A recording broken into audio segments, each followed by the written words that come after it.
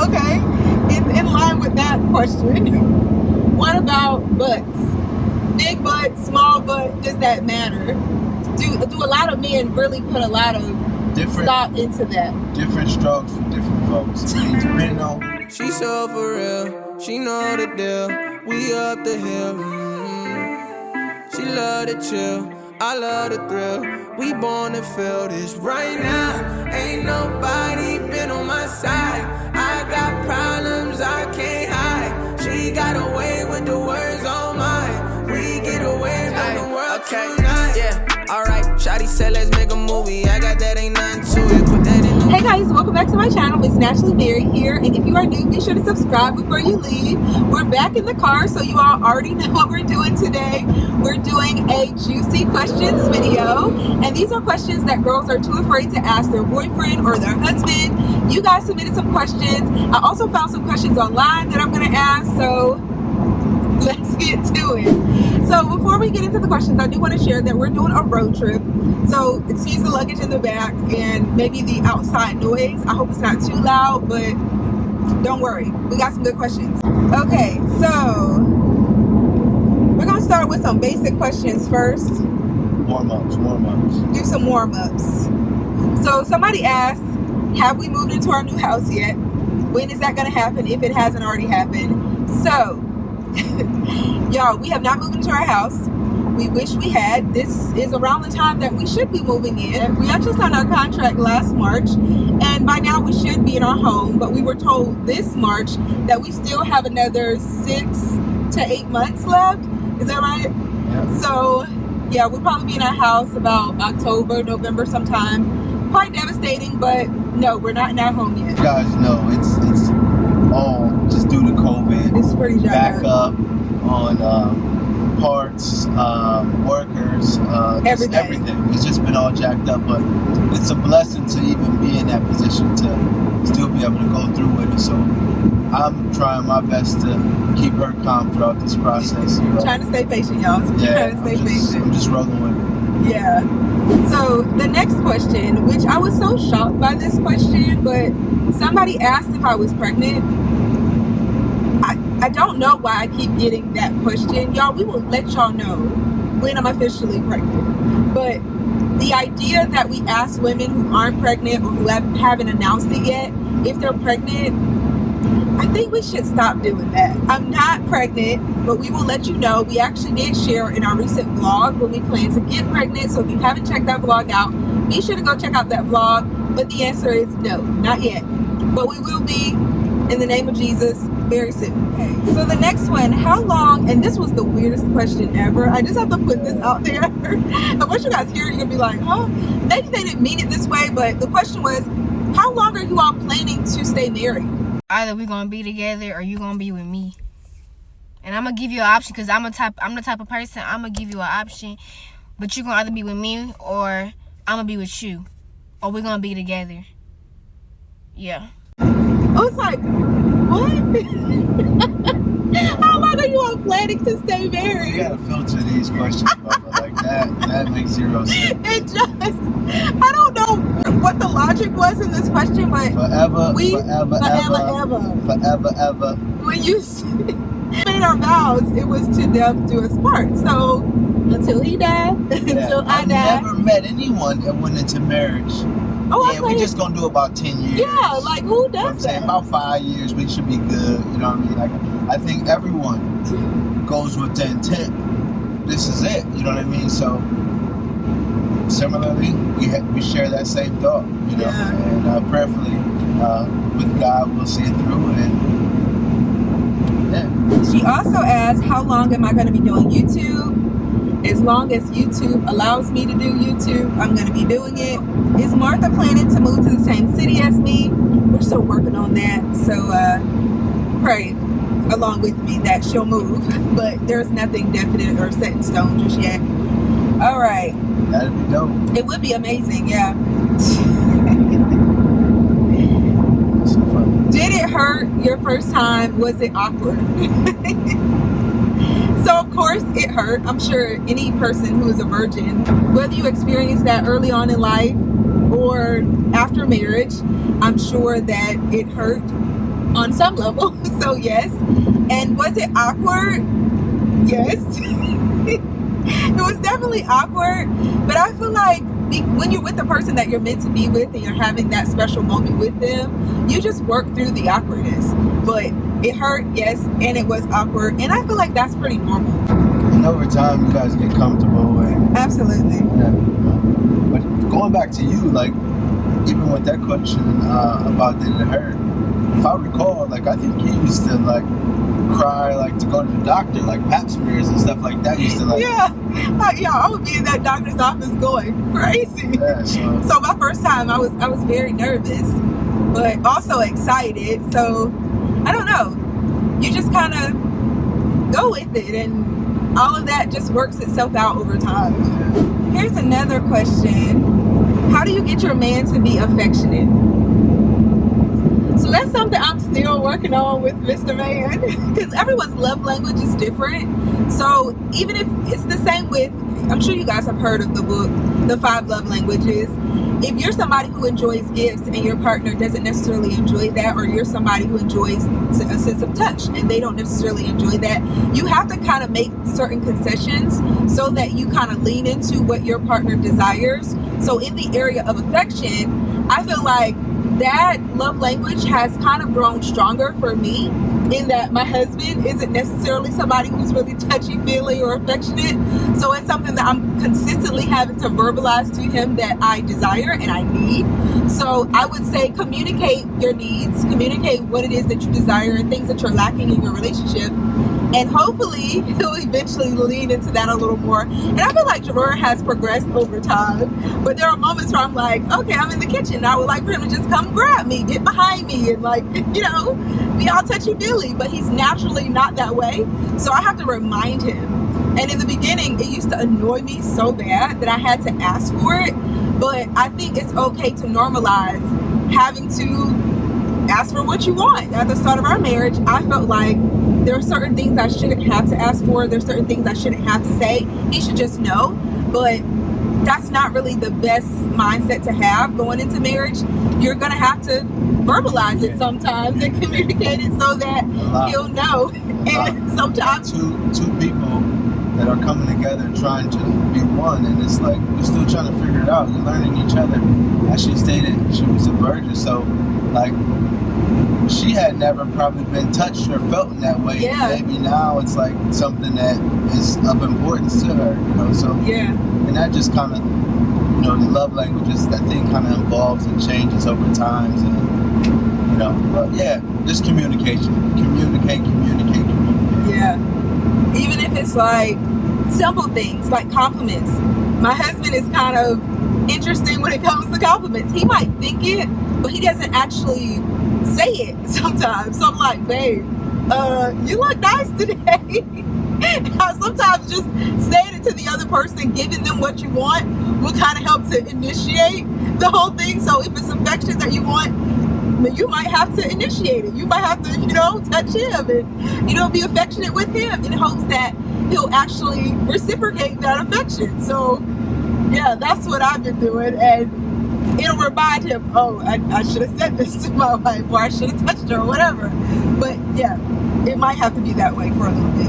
Okay, so what are your thoughts on saggy boobs? Saggy boobs. Oh, Here's some the saggy thing. boobs. I've never thought about saggy boobs. These aren't things I just sit around and say, man, I wonder about those saggy boobs. Like, I think it happens over time, naturally, as we age. We're all changing, and we're constantly changing. I think to an extent, you know, if you take care of yourself, you exercise, you do certain things, you can keep it together probably a little bit longer than normal. But at the end of the day, you know what I mean, that's what happens as we age. So I think, you know, I'm loving the phase or the stage that my wife is in now. And, you know, being an older 50, 60 seasoned man, maybe saggy boobs are in. I don't know. So, but if a woman has saggy boobs or perky boobs, does that cause you to like her any more or less? I think that's kind of overrated. I don't think guys go around and say, you know, I'm going to date her or I'm not going to date her based on the fact that she does. Some men do though, which is kind of crazy. It's so shallow. Based on the fact that she does or doesn't have quote unquote, saggy chest or whatever. But yeah, I don't think that would be so far down my list in terms of I'm looking at a partner, looking to date a girl. Like, does she have saggy boobs? Are you kidding me? Okay, in line with that question, what about butts? Big butt, small butt, does that matter? Do a lot of men really put a lot of thought into that? Different strokes for different folks. I mean, depending on who you're talking to, some guys like it this way, some guys like it that way. What do you like? I mean, I like my wife, so and guys, that's always the perfect answer. Whatever she got, that's what I like. That's what I like. If it's flat, I like that. If it's like round, whatever she has, that's what I'm down with. Yeah. But that's good. It just depends, who the person is. I believe it or not, I've seen girls that, I would deem maybe, or society or our culture, deem curvy, and I've seen some guys say, "Oh man, her butt's too big." Oh wow! I'm like, what? And it's natural. Yeah, and it just depends on the person, and like I said, or how they're raised, or how they perceive beauty, or whatever. It's just like, nah, her butt's too big. And I'm like, you rarely hear that, but yeah, I've had friends or people, or heard men say her butt is too big. And I'm like, what? Wow. Yeah.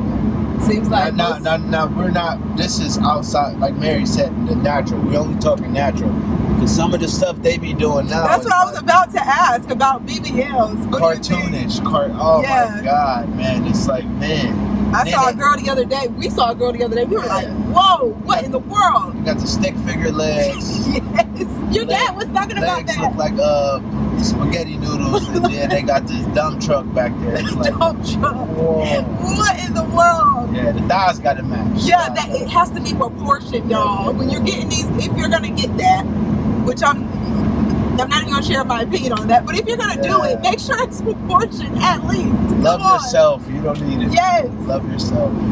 Let me ask about this too, because you answered the question about the BBL.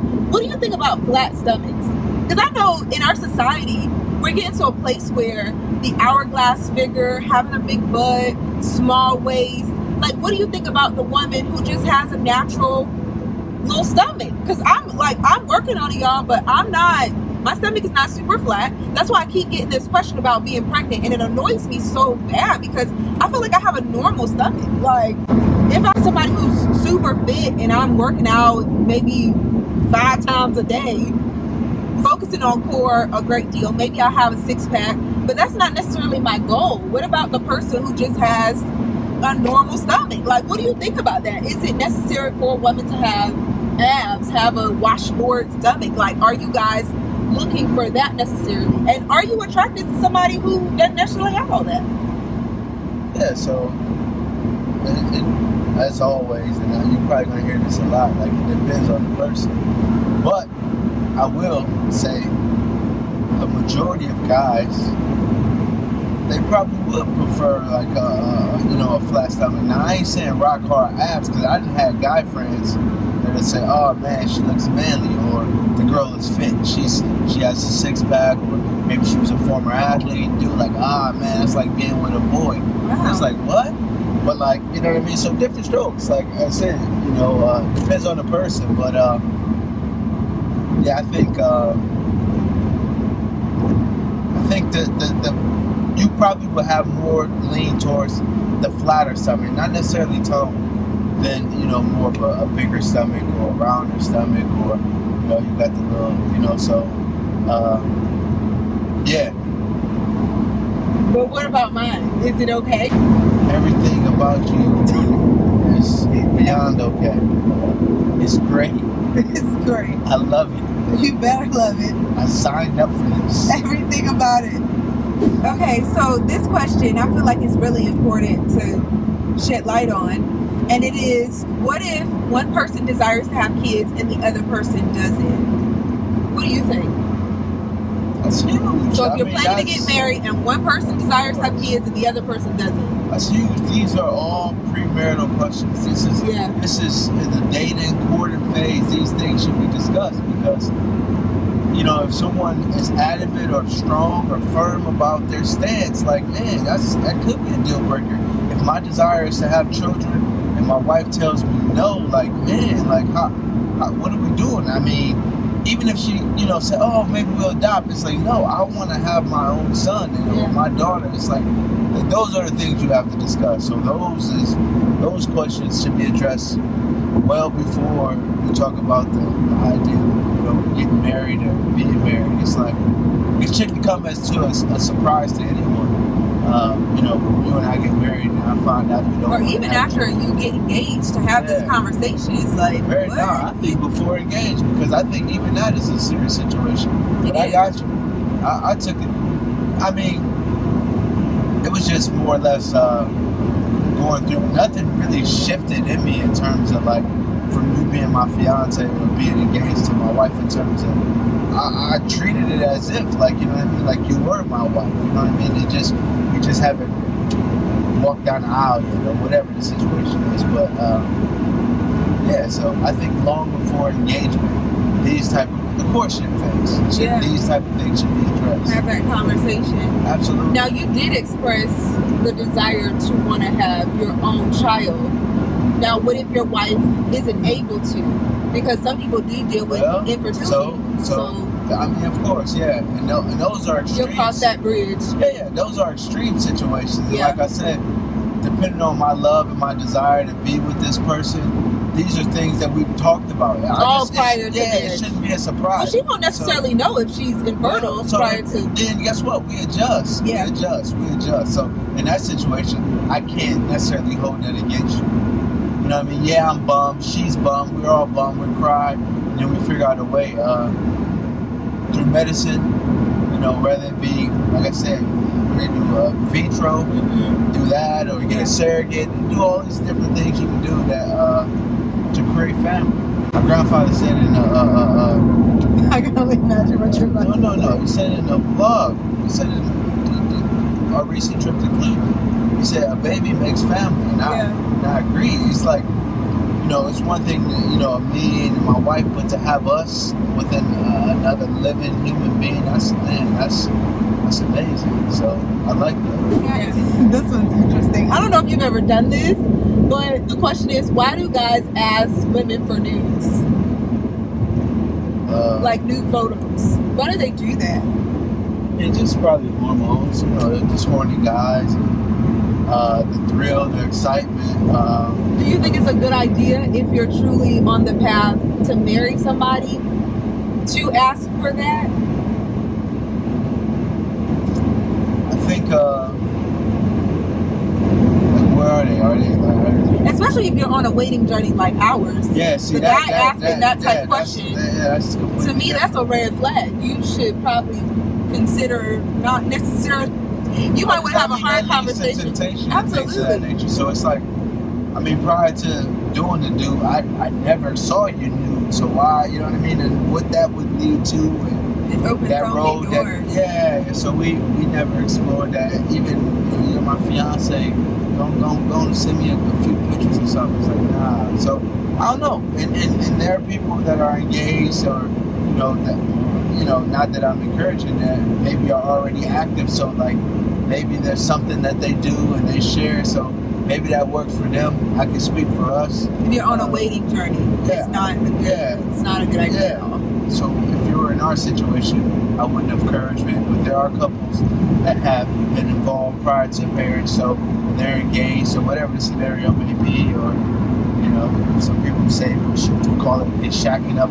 So it's like, I don't, you know, So what do you think about the notion of I have to see it, or I have to drive the car before you already know how I feel about it, because I mean, look at our situation. So I mean, there's some people that are firm about that, but it also goes back to your faith and your beliefs. So, you know, depending on what you're rooted in and I mean, you know how I feel about it.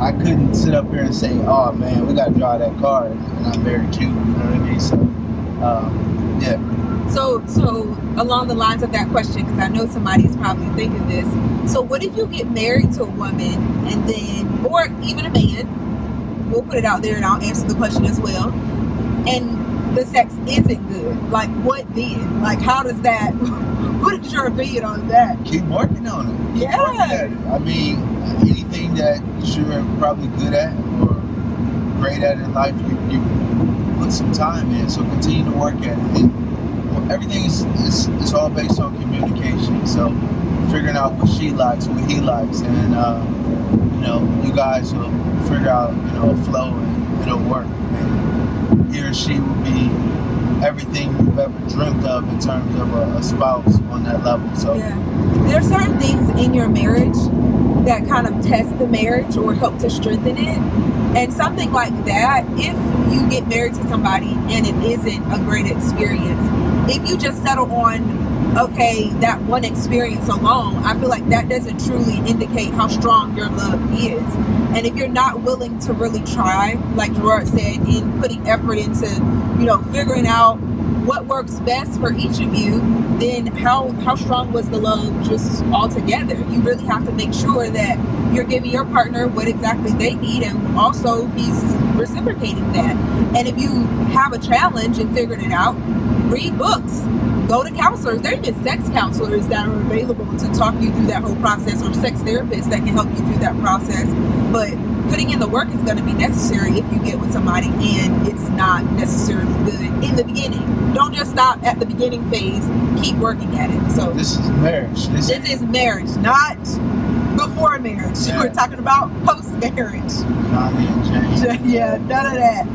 That's not what we're advocating for. You signed up for this thing. Yeah, forever. Yeah, to death do us part. So, man, don't you want this experience to be great? So yeah, we got to figure this thing out. I mean, I got the rest of my life with you, man. We got to fix this. And, absolutely. So, yeah, we'll get it together.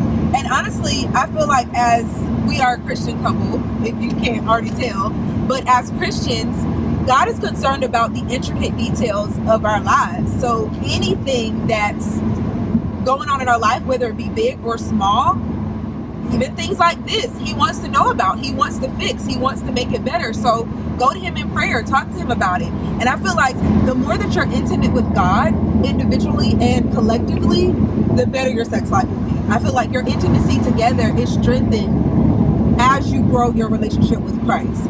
The greater love that you have and you show towards each other that's coming from God's love, I feel like it just intensifies the love in that area, if that makes sense.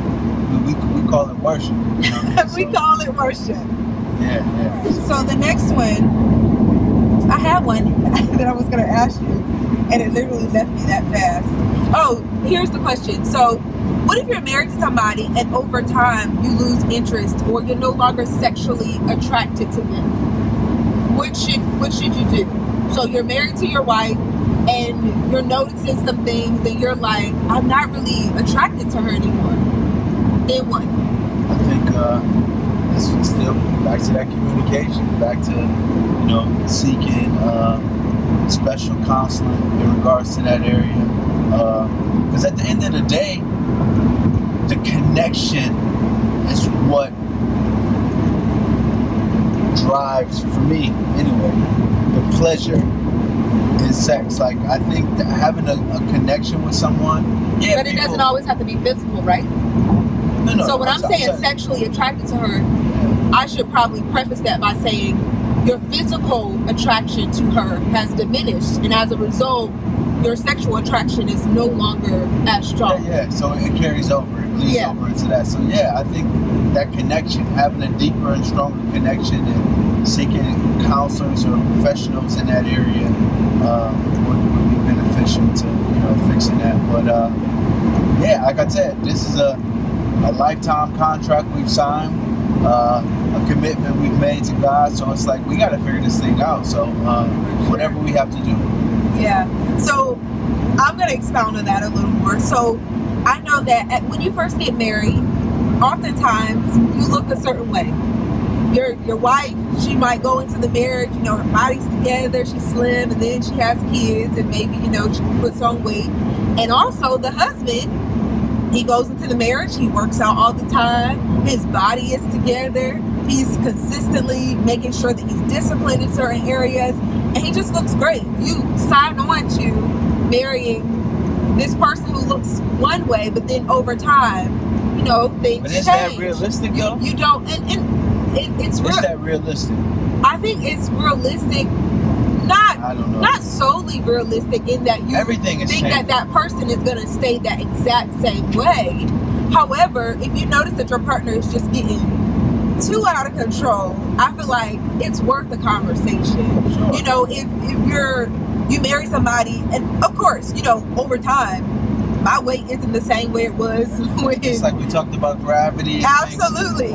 It's unrealistic for me to expect them to stand up at 34 the way they stand up at 64. I mean, that's unrealistic, you know? But I'm saying, if it's getting too far out of hand, where you're like, hold on now, I got pregnant, you also got pregnant with me, I'm losing my weight, and you're not losing your weight, like, what's going on? You know? Or over time, if you're looking at your husband and you're like, okay, sweetheart, what's happening? You know, you stressed out, I get it, but like, what's going on? I think you need to have a conversation with that person, you know, because I'm just gonna keep it real. Like, babe, can I talk about it? Look, I don't know what you're talking about. So Gerard, when he first started his job, like he was super stressed, and he started to gain weight. Like my husband, he is super disciplined. Like when I tell you, he goes hard. Like he goes so hard in the gym. That's what I was accustomed to. He had a 6-pack. Like my husband was on top of it. And then over time, I'm looking at him like, okay, I still love you, but what's going on with that belly? That's good. He was starting to develop a little belly, and I'm like, should I say anything? It wasn't like a huge belly, and rightfully so. You know, he was still these folks that know me all their life, I ain't never had it. But he had gotten a little thicker. Let me just say, a little thick for my comfort level. I thought thick thighs and appreciate the thickness. It's in for some people. But I was like, hold on, what is going on? And I know I'm not the only one in this. And it's not to be shallow, but it's just the reality of marriage, that things happen. You know, I had gotten to a point after we got married. Seasons, absolutely. Our first and our second year of marriage, like I was so stressed out. I had gotten so big. I look back at myself and I'm like, what in the world was that girl? I was so chunky. And so I had a conversation. We had to have that honest conversation. Like, okay, something's going on. I know it's stress, but the timing of the conversation is important too.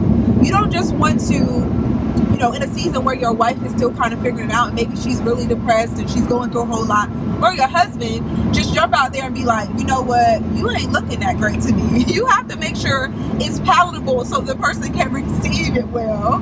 So I did make sure that it was at the right moment. I don't know. Where we had a conversation. You know, I'm like, okay, babe, and you gotta sauce them up. You gotta like talk about how good they look before. Like, you know, the things that you like to see, sauce them up. You know, babe, like you, oh my goodness, you look so good when you were going to the gym. That 6-pack, I would show Gerard pictures of him for our honeymoon. I'm like, ooh, look at that chocolate and them abs. You know, kind of reminding him of, you know, what he liked to see in himself, you know, during that time, and you know what I like to see. When I tell you Gerard has been going hard, he has been like non-stop. He even started a page called Half on the Baby. No, it's a 1-day challenge or something, but he has like a highlight on his page called Half on the Baby, where he's like really working hard to lose the weight. And I've also gotten a trainer. So having that conversation, I wouldn't shy away from those hard conversations like that. I feel like we often do that in relationships where we're conscious of the person's feelings, and you're like, oh, well, I don't want to hurt their feelings. But you don't also want to suffer in your relationship either. So have those hard conversations, talk about it, and go into it with an open mind. Don't be defensive or whatever. You know, make sure that you say it the right way, and the other person try not to, you know, be sensitive in having that conversation. But yeah, talk about it. Do what's necessary. Work out together. You can also do that. Get a trainer for, you know, your wife, or your husband might need to get a trainer. You don't need a trainer, but you know, just do what's necessary to make sure you're covered in that area. Okay, so the next one is, what do guys really think about periods? And we actually had this conversation, a similar conversation in our last vlog, so check it out. But what do guys really think about periods? And do they want to have sex during that time? Like, this is so crazy. Like I said, I can't speak for everyone. No, but I have to preface that, like, 'cause there's some guys that are still about it, you know. But I think everything is natural. It doesn't bother me. It isn't like I'm bummed out. You know, yeah, sometimes the timing of it can throw off, you know, a vacation plan, a honeymoon. You got things you wanted to do, and I envision being romantic or intimate with my wife in this setting, and now we're in this another country, and you know what I mean, and it's that time of the month. So it's like, yeah, that's when it's like a Debbie Downer, but for the most part, it's natural, it's normal, it is what it is. I need a little break anyway, you know what I mean, so. Would you go on? That's my off days, so that's my vacation. Because when it ain't, I don't think a man looks at it like, oh, it's an off day on a vacation. You're trying to like have a good time on vacation. No, but I explained the vacation already. I said the correct thing. I said it's an off day, meaning it's my vacation. I have time off. Oh, okay. That's for the most time. Okay. The other days I'm putting in good work. So this is my vacation. I see what you said. From all them sessions. Okay, we get it. But we about to make me turn up. I'm trying to keep it together. Keep it together, trying brother. to be cool. You know what I'm saying? Keep it PG-13. Got my nephews watching. All I do is stay in school, listen to Stay in my mother. school. You know what I'm saying? So what do you think about period sex? I'm not down with that. Not down with that. It's like, he I mean, wants you to already point know on that, so I'm not down No, with but that. like, you know, some guys. Listen. That's what we know some guys, but I'm not down with that. I'm too clean for that. I'm not down with that at all. Yeah, Gerard is I'm like very, a germaphobe. He's particular OCD. about certain things, and yeah, you know, that wouldn't work. I don't even feel comfortable. Like, I'm glad you're not, because I feel like doing it during that time of the month is like so icky and just. I can't believe they asked that. Who asked that? It was on this one. This is like a part of somebody else's juicy questions. Yeah. Okay, so the next question: how do you keep intimacy alive? I said, That's kind of similar to what we just. we kind of talked about it. Date, communicate, some things. I think new environments, different places. Like we're doing now, we're taking a road trip to Austin, just randomly. Yeah. So that kind of stuff keeps the excitement. Try to spice it up, try something new. Some people are into outfits, strings, toys, jellies, balls. You're doing too much. I'm just saying. I don't know. Keep it interesting. Keep it spicy. You gotta keep it spicy. Switch it up. Switch it up. Sometimes you gotta do something to keep her on her toes, you know? This is after marriage, guys. Marriage is, the umbrella is up, so everything's under marriage. So, Yes. Yeah. Stay in school, kids. Yeah. Also, like spontaneity, like, you know, you said, like, just random. Come home with flowers, just out of the blue. You know, just letting your wife know that you love her just because it's Tuesday. You know, like, it doesn't have to be an anniversary or a special occasion. You just celebrate your husband or wife, not just the wife, but just celebrate each other randomly. I feel like that's how you keep it alive as well. It doesn't always have to be something sexual. You know, it can be just, you know, nice special gifts. Saying that all those things lead to intimacy better sex. Intimacy and a sexual experience, but intimacy isn't just sex. Intimacy it's the closeness. Conversation, absolutely. Just being close and, you know, having that really strong bond with one another. Share the cover on the couch. Share the cover on the couch. When are we gonna do that, though? Cuddling. Footsie. A foot massage. Sharing my drink with you, you know? All that's intimacy. Then you eat out of my food. And you got your own food. I'm glad that's on record. You haven't even eaten your own food and you're already dipping into my food. That is what comes with marriage. That's intimacy. You sign on for that. I don't let everybody do that. You know what I'm saying? I know. So it really means a lot to me when you do that. So if you didn't catch it, you know what I'm saying? That was my love language. That was me showing you love. You know, okay. Sharing some of my food with you. That's a big deal. Even if it was fork. That's huge. That's huge. That's huge. That is so huge. Okay. I ain't talking about us though. Not I was just talking in general. In general. That was a generalized statement. Why don't guys open up? Society, culture, everything has taught us, like, I'm a man. Get up. Little boy fall, what do you say? Get up. Wipe it off. You a big boy. You a man. Blah, blah, blah. So it's like, to open up is to show vulnerability. And as a man, or the head of the household, you know, it's difficult. It's very difficult for us to do. This is a silly question. That's why you gotta read those out. Do you guys like cuddling more or doing the nasty more? What? Come on. Really? Do I gotta tell you that? Do you guys like cuddling more or doing the nasty more? What? This is a dumb question. You know you want to do. This is marriage. This is marriage, so I mean I would assume you want to do. Yes. You know, this is a really interesting question as well. Or do both.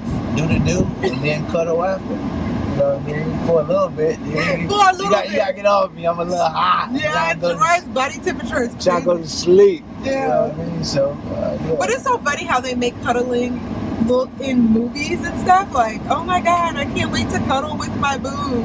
But in real life, when you're married, you're like, it's hot. Not for everyone. Back up off me. Not for somebody might like it though, brother. Yeah. But there are certain things that you have to consider. You know, my husband's body temperature is like a furnace. So when we're cuddling, I'm like, you got about 2 seconds and then you got to move. I cannot. And I was talking to another married couple and she was like, yeah, girl, it's not all it's cracked up to be. I'd be like, can you move over? This is not comfortable. So all the singles out there who are romanticizing this whole cuddling and stuff, it might not be the experience that you think it's going to be. That's all I'm saying. But it might be. It might blow you away. But in my opinion, cuddling is not all it's cracked up to be. Do you guys focus on skin issues like stretch marks during intimacy? We addressed this a million times. But they said during intimacy. We didn't address that. You think I'm thinking about a stretch mark? I'm trying to stretch it out. You better be quiet. You better be quiet. Oh my God. No, I ain't. I'm a stretch out. I wouldn't imagine that a guy is thinking about something as trivial as that. Yeah, like, are what? you kidding me? I don't know if maybe they're talking about the ones that protrude out and like when you touch them, you can actually feel that it's a stretch mark. But who cares about that? Like I tell you trying to feel something else. Think about that. Something you feel. Stop. Come on now. Somebody said, wait, are they married? Are you serious? Of course. Oh, this one's interesting. So this one. Okay. So we had this question at the beginning of our marriage too. And we asked other married couples. But the question is, how many times should you have sex a week? Look, there's no set time. It's whatever that works for you guys. But other people don't know that. Like some people might not know. There's no time, and it all goes back to communication. True, yeah. Your body is not your own. You know, you shouldn't deny each other. I'm all about it, but it just all depends on the couple and who they are and what works. Do they have kids? Do they not have kids? Yeah, you go through it. Work schedule, different things of that nature, or it could be a season. You know, as she stated.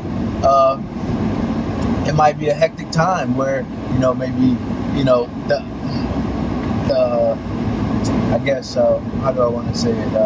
I mean, it all just depends. It might be a season or a time period where your partner or your spouse, libido, that's the word I want to say, libido may be a little low.